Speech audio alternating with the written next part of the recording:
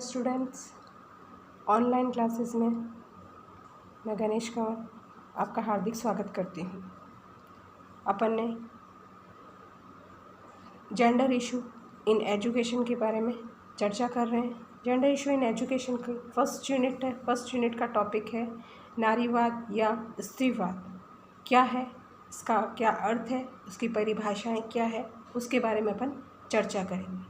पिछले वीडियो में अपन ने पुरुष सत्ता के बारे में चर्चा की थी और इसमें स्त्रीवाद या नारीवाद के बारे में अपन चर्चा करेंगे। नारीवाद का क्या अर्थ है?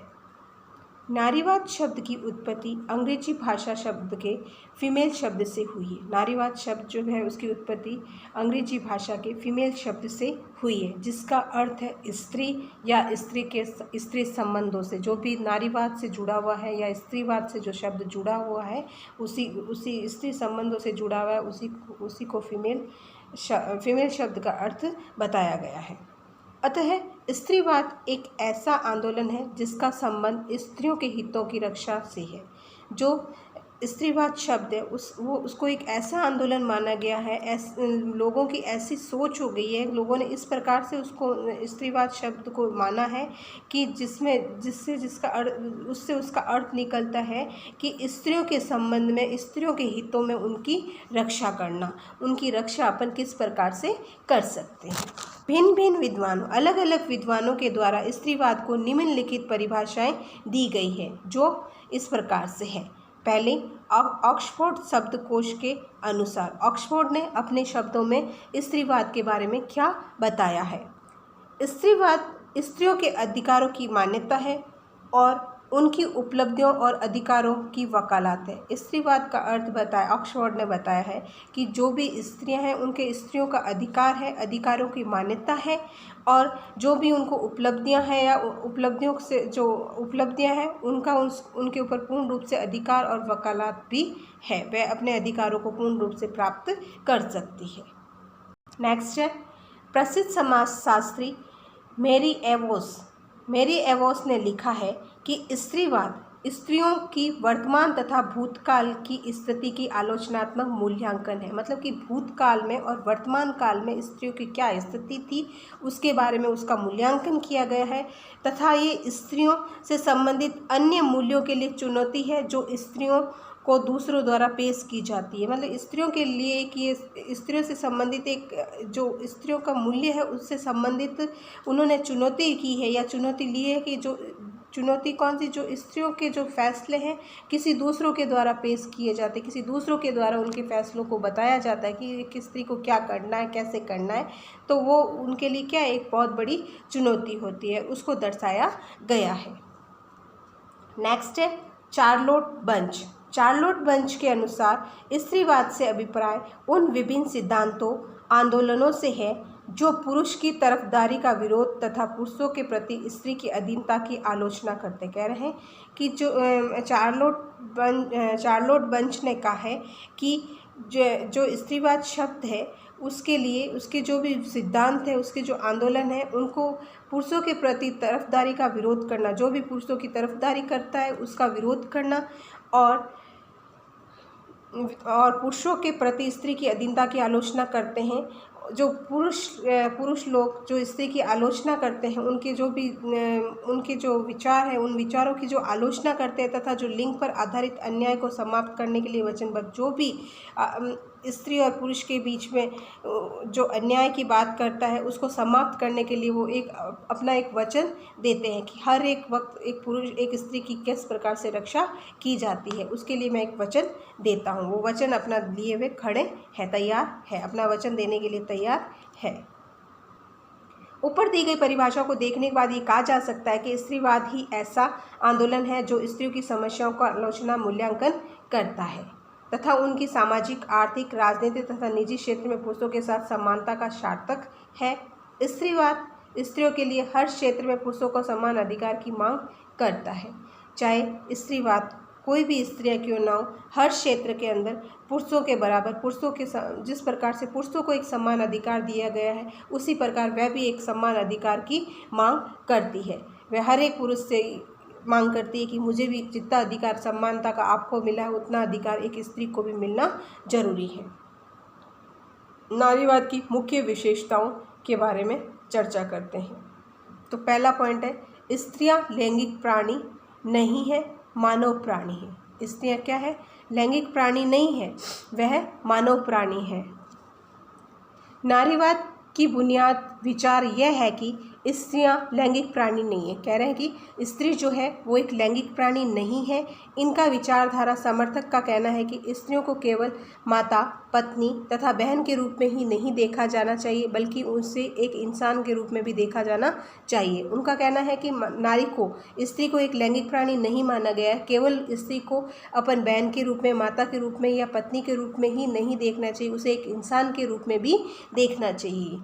उनका कहना है कि स्त्रियां भी पुरुषों के समान योग्यता तथा बुद्धि रखती है। जितनी एक पुरुष के अंदर योग्यता है या बुद्धि है, बुद्धि का ज्ञान जो है उतना का उतना एक स्त्री के अंदर भी है। वो भी एक अपना सम्मान चाहती है।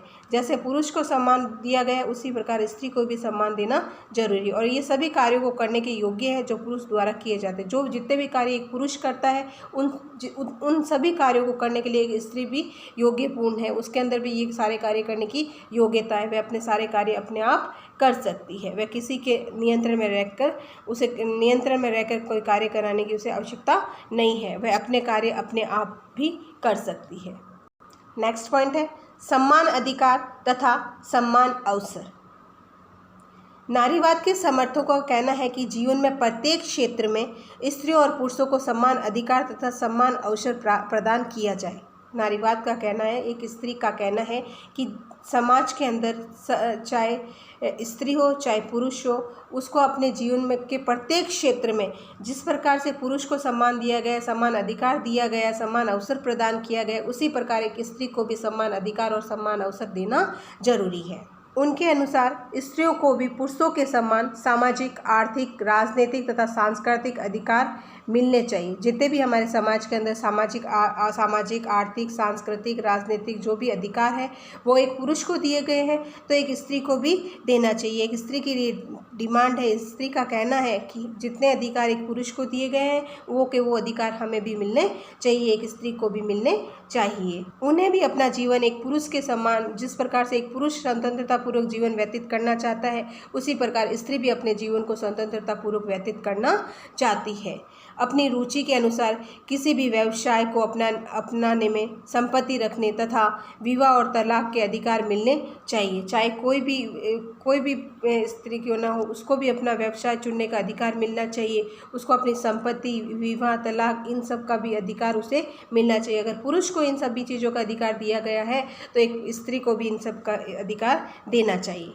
राजनीतिक क्षेत्र में उन्हें पुरुषों के समान स्वतंत्रता पूर्वक मताधिकार का प्रयोग करने, चुनाव लड़ने तथा उच्च सरकारी पद पर ग्रहण करने के लिए अधिकार होने चाहिए। एक व्यक्ति को जब उन्हें पुरुषों के समान स्वतंत्रता पूर्वक वोट देने का अधिकार दिया गया, मत अधिकार का प्रयोग कर दिया गया है, उन्हें चुनाव लड़ने के लिए भी और उच्च सरकारी पद ग्रहण करने की भी अधिकार होना चाहिए। अगर एक पुरुष को वोट देने का अधिकार है, उसको एक सरकारी पद ग्रहण करने का अधिकार है और चुनाव लड़ने का अगर उसे अधिकार है, तो एक स्त्री को भी इन सभी चीज़ों को प्राप्त करने का अधिकार होना चाहिए। केवल पुरुष को ही नहीं होना चाहिए। नौकरी के मामले में लिंग के आधार पर उनके साथ साथ किसी भी प्रकार का भेदभाव नहीं होना चाहिए। जब अगर कोई गवर्नमेंट नौकरी मिलती है, सरकारी पद पर कार्य ग्रहण करने लगता है, तो उसके अंदर उसके ऊपर किसी प्रकार का कोई भेदभाव नहीं होना चाहिए। दोनों को एक समानता दी जानी चाहिए। नेक्स्ट पॉइंट है, पितृप्रधानता का विरोध। जो पितृसत्ता को जो प्रधानता दी गई है, उसका विरोध किस प्रकार से? नारीवाद पितृप्रधानता को ही स्त्रियों के शोषण, दमन तथा उसके साथ किए जाने वाले दुर्व्यवहार का मुख्य कारण मानती है। जो पितृसत्ता को जो प्रधानता दी गई है, उसी को एक स्त्री अपने साथ जो अत्याचार हो रहे हैं, उसके साथ जो शोषण हो रहा है, उसका मुख्य कारण पितृसत्ता को ही मानती है। पितृसत्ता के कारण ही उसके साथ हर एक प्रकार का शोषण हो रहा है, उसके साथ हर एक प्रकार के दुर्व्यवहार किया जा रहा है। पितृप्रधान समाज में पुरुष स्त्री पर अपनी प्रधानता स्थापित करता है, जो भी उसका नियंत्रण है उसको वह स्थापित करता है, उसे निर्देश देता है कि ऐसे समाज में पुरुषों की स्थिति उच्च तथा स्त्रियों की स्थिति निम्न रहती है। और इस कारण से समाज के अंदर पुरुषों की जो स्थिति कंडीशन जो है वो कैसी होती है, उच्च होती है, और एक स्त्री की जो कंडीशन होती है, जो वह स्थिति जो होती है वो निम्न होती है और निम्न रहती है। तो नारीवाद ऐसी सामाजिक व्यवस्था का विरोध करती है, जो स्त्रियां हैं वो ऐसी जो भी सामाजिक व्यवस्था है उस सामाजिक व्यवस्था का विरोध करेगी और दोनों को एक समान अधिकार प्राप्त करने का दावा रखेगी। नेक्स्ट पॉइंट है परिवार की संस्था का विरोध। परिवार की जो संस्था है, कमेटी जो है, उसका विरोध किस प्रकार से होता है। नारीवाद के कुछ उग्र समर्थक परिवार की संस्था की स्त्रियों की अधीनता तथा शोषण का एक महत्वपूर्ण कारण मानते हैं। कुछ ऐसे कठोर नियम होने की वजह से परिवार के अंदर स्त्री के अधीन उसके ऊपर शोषण को एक महत्वपूर्ण कारण मानते हैं। स्त्री के अंदर, परिवार के अंदर कई प्रकार से शोषण होता है, उसको भी ये एक महत्वपूर्ण कारण मानते हैं। तो परिवार में स्त्री की भूमिका को घर की चार दीवारी के अंदर तक ही सीमित कर दिया गया है। परिवार के अंदर स्त्री की भूमिका को कहाँ तक सीमित रखा है? सिर्फ घर की चार दीवारी तक ही उसको सीमित रखा गया है। घर की चार दीवारी से बाहर उसको निकलने की इजाज़त नहीं दी जाती। उसे अपनी क्षमताओं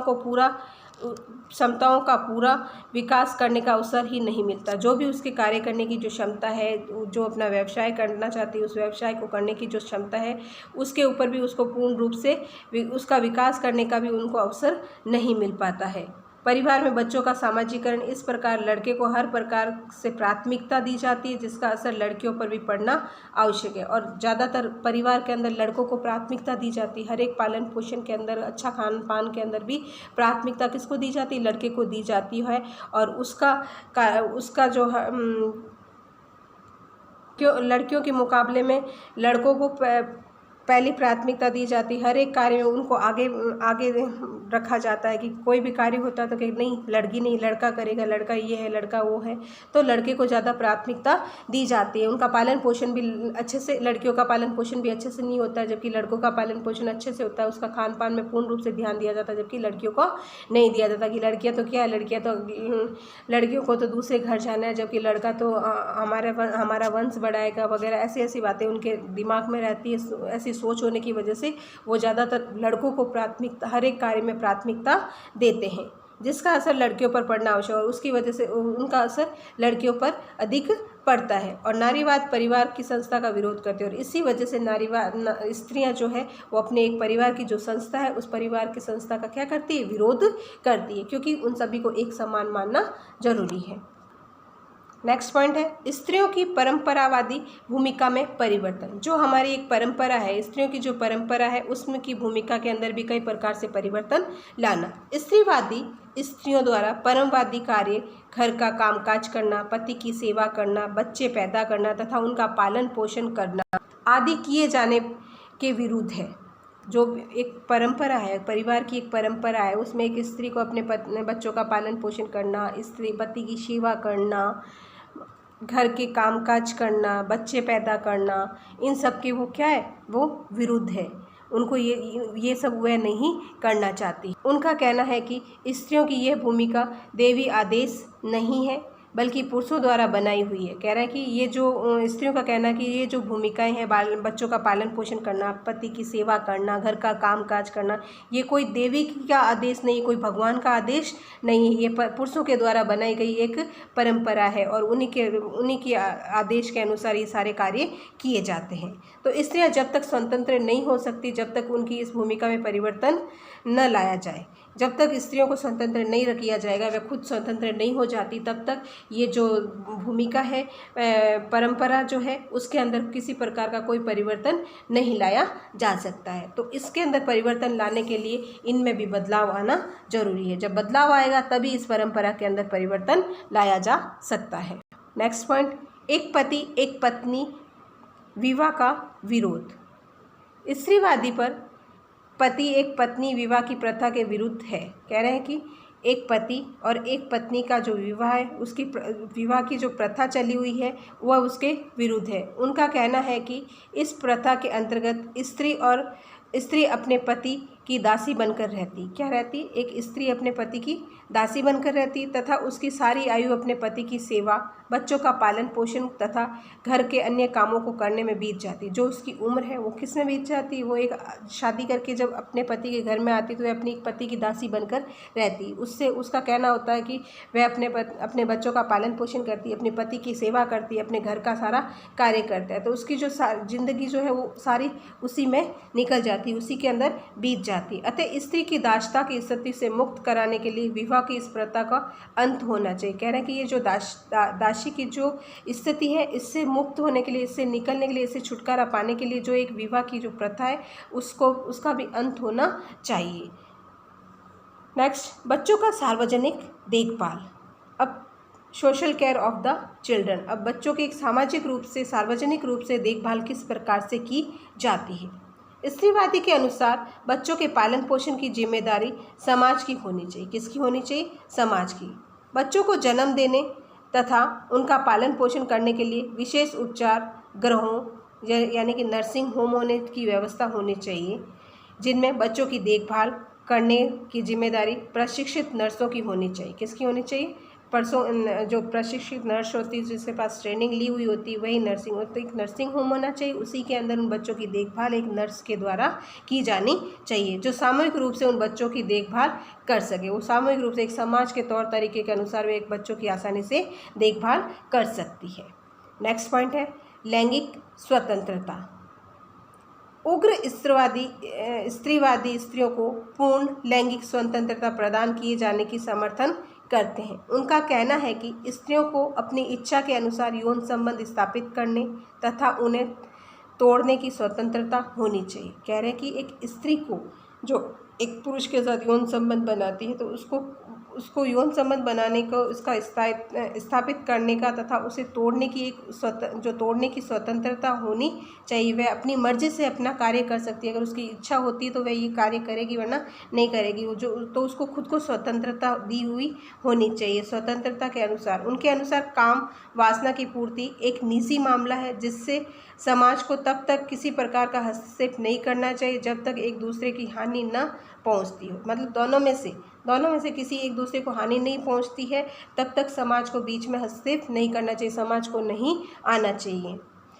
अतः स्त्री को अपनी इच्छा अनुसार किसी भी समय किसी भी पुरुष के साथ संबंध जोड़ने तथा तोड़ने की स्वतंत्रता भी होनी चाहिए। एक स्त्री को अपनी इच्छा के अनुसार किसी भी पुरुष के साथ एक यौन संबंध जोड़ने की और तोड़ने की स्वतंत्रता भी होनी चाहिए। उसकी इच्छा के अनुसार वह किसी के साथ अपना संबंध जोड़ भी सकती है और अपना संबंध तोड़ भी सकती है। तो उसको एक स्वतंत्रता होनी जरूरी है। अगर उसको स्वतंत्रता नहीं होगी तो वह कुछ भी नहीं कर सकती। इसलिए हर एक स्त्री को उसको अपना जीवन किस प्रकार से व्यतीत करना चाहिए, तो उसे अपने जीवन को व्यतीत करने के लिए उसको खुद को स्वतंत्रता होनी चाहिए कि वो किस प्रकार से कैसे कार्य करना चाहती है, वह कैसे रहना चाहती है। तो उसको एक स्वतंत्रता होनी आवश्यक है। नेक्स्ट पॉइंट है निजी संपत्ति का विरोध। जो निजी संपत्ति है उसका विरोध किस प्रकार से करना है। स्त्रीवादी निजी संपत्ति को भी स्त्री की अधीनता का एक मुख्य कारण मानती। जो निजी संपत्ति है वो उसको अपनी एक अधीनता का कारण मानती है। एंजल्स ने लिखा है कि पुरुष अपनी निजी संपत्ति को अपने शुद्ध वसंज तक पहुंचाने के लिए स्त्री को विवाह द्वारा अपना दास बनाकर उसे बच्चे पैदा करने की मशीन बनाकर रखता है। एंजल्स का कहना है कि पुरुष अपनी निजी संपत्ति, पुरुष की जो खुद की अपनी निजी संपत्ति है उसको शुद्ध रखने के लिए, उसको अपने वंश को आगे बढ़ाने के लिए, वंश तक पहुंचाने के लिए एक स्त्री से विवाह करता है। अपना विवाह करके उसे अपनी एक दास बनाकर रखता है और बच्चे पैदा करने वाली मशीन बनाकर उसे रखता है। अतः उनका विचार है कि स्त्री को स्वतंत्रता के लिए निजी संपत्ति की संस्था को समाप्त करना आवश्यक है। जब स्त्री को स्वतंत्र करने के लिए जो भी हमारी निजी संपत्ति है, निजी संपत्ति की जो संस्था है, उसको समाप्त करना जरूरी है। पहले उसको समाप्त करेंगे तभी हम एक स्त्री को स्वतंत्र कर सकते हैं। अगर उसको समाप्त नहीं करेंगे तो स्त्री स्वतंत्र नहीं हो सकती है। तो स्त्री को स्वतंत्र करने के लिए पहले निजी संपत्ति की जो संस्था है उसको समाप्त करना हमारे लिए बहुत ही महत्वपूर्ण है। नेक्स्ट पॉइंट है स्त्रियों का आर्थिक निर्भरता, खुद का सेल्फ इंडिपेंडेंस होना। वुमेन खुद सेल्फ इंडिपेंडेंस कैसे हो सकती है? स्त्रीवादियों के अनुसार स्त्री व पुरुष के प्रभुत्व का एक मुख्य कारण है स्त्री का पुरुष पर आर्थिक निर्भरता है। इसीलिए स्त्री को पुरुष से स्वतंत्रता दिलाने के लिए यह आवश्यक है कि उन्हें आर्थिक दृष्टि से आत्मनिर्भर बनाया जाए। एक पुरुष से एक स्त्री को स्वतंत्रता दिलाने के लिए सबसे पहले उसको खुद को सेल्फ, अपने आप को आत्मनिर्भर बनना होगा। वह खुद आत्मनिर्भर किस प्रकार से बन सकती है, अपने कार्य खुद किस प्रकार से कर सकती है। अगर एक पुरुष से स्वतंत्रता चाहती है, एक पुरुष से स्वतंत्र होना चाहती है, तो उसे खुद को आत्मनिर्भर बनना होगा। पुरुष की भांति स्त्रियों को भी उद्योग धंधे लगाने चाहिए तथा उन्हें पुरुषों के समान भी शिक्षित करना चाहिए। कह रहे हैं कि पुरुषों की तरह पुरुष जिस प्रकार से अपना व्यवसाय चलाते हैं, उद्योग धंधे जो लगाते हैं, तो स्त्रियों को भी वो कार्य करना चाहिए और पुरुषों के समान शिक्षित करना चाहिए। जिस प्रकार से हमने पुरुषों को एक शिक्षा का ज्ञान दिया, आगे पढ़ाया लिखाया गया है, उसी प्रकार एक स्त्री को भी पढ़ाया लिखाया जाना चाहिए। उसे भी शिक्षा का ज्ञान दे करके शिक्षित करना चाहिए ताकि वह नौकरी अथवा कोई अन्य व्यवसाय, डॉक्टरी, वकालत आदि कर सके। जो भी उसका व्यवसाय होता है, जो भी वो जिस प्रकार की वह शिक्षा का ज्ञान प्राप्त करती, उसी के अनुसार वह अपना व्यवसाय भी प्राप्त कर सकती है। डॉक्टर भी बन सकती है, वकालत भी कर सकती है। कई ऐसे व्यवसाय हैं, वो व्यवसाय आसानी से कर सकती है। नमस्कार। अगर आपको मेरा वीडियो पसंद आया है तो आप इसे लाइक करें, शेयर करें और सब्सक्राइब करें।